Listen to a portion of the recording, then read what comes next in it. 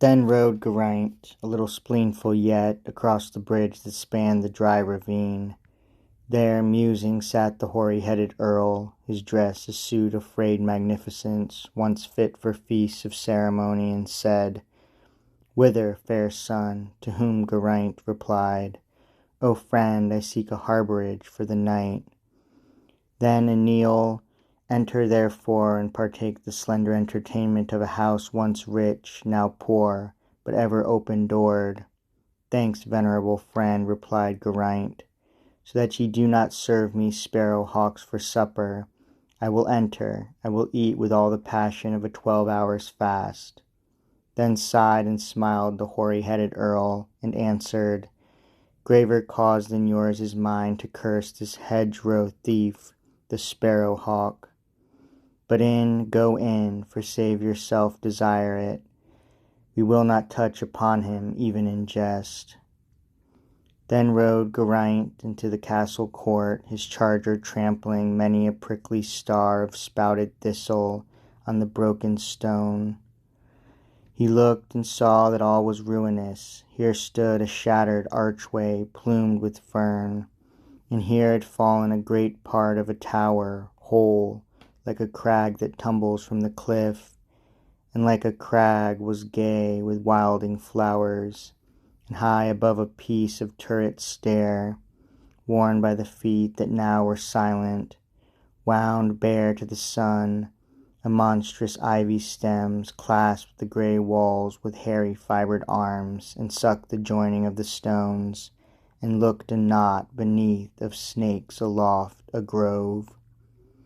And while he waited in the castle court, the voice of Enid, Aeneal's daughter, rang clear through the open casement of the hall, singing, and as the sweet voice of a bird, heard by the lander in a lonely isle, moves him to think what kind of bird it is that sings so delicately clear, and make conjecture of the plumage and the form, so sweet the voice of Enid moved Geraint, and made him like a man abroad at morn, when first the liquid note, beloved of men, comes flying over many a windy wave to Britain, and in April suddenly breaks from a coppice gemmed with green and red, and he suspends his converse with a friend, or it may be the labour of his hands, to think or say, "There is the nightingale."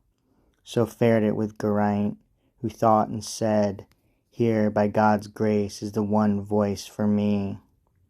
It chanced the song that Enid sang was one of Fortune and her wheel, and Enid sang, "Turn, Fortune, turn thy wheel and lower the proud. Turn thy wild wheel through sunshine, storm, and cloud. Thy wheel and thee we neither love nor hate. Turn, Fortune, turn thy wheel with smile or frown. With that wild wheel we go not up or down. Our hoard is little, but our hearts are great. Smile and we smile, the lords of many lands. Frown and we smile, the lords of our own hands. For man is man and master of his fate. Turn, turn thy wheel above the staring crowd. Thy wheel and thou are shadows in the cloud. Thy wheel and thee we neither love nor hate." "Hark, by the bird's song you may learn the nest," said Aeneal. "Enter quickly." Entering then, right o'er a mount of newly fallen stones, the dusky raftered, many cobwebbed hall, he found an ancient dame in dim brocade, and near her, like a blossom vermeil white, that lightly breaks a faded flower sheath, moved the fair Enid, all in faded silk, her daughter. In a moment thought Geraint, "Here by God's rood is the one made for me." But none spake word except the hoary earl. "Enid, the good knight's horse stands in the court. Take him to stall, and give him corn, and then go to the town and buy us flesh and wine, and we will make us merry as we may. Our hoard is little, but our hearts are great." He spake. The prince, as Enid passed him, fain to follow, strode astride, but Aeneal caught his purple scarf and held, and said, Forbear, rest, the good house, though ruined. O my son, endures not that her guest should serve himself. And reverencing the custom of the house, Geraint from utter courtesy forbore. So Enid took his charger to the stall, and after went her way across the bridge and reached the town.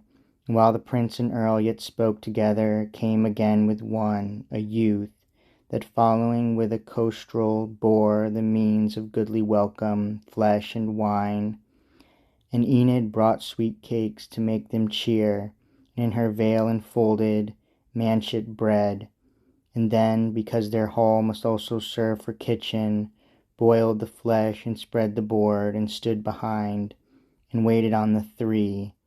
And seeing her so sweet and serviceable, Geraint had longing in him evermore to stoop and kiss the tender little thumb that crossed the trencher as she laid it down.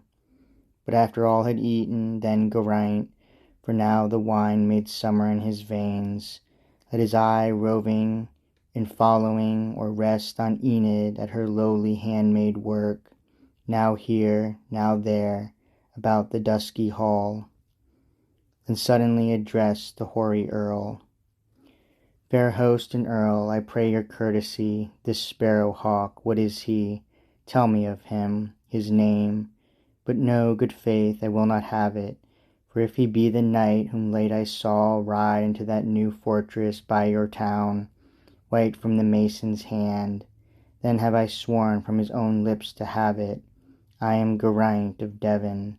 For this morning when the queen sent her own maiden to demand the name, his dwarf, a vicious undershapen thing, struck at her with his whip, and she returned indignant to the queen.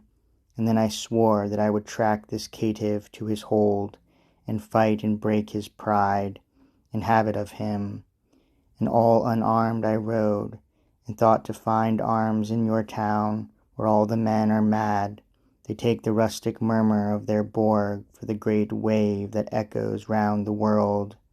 They would not hear me speak.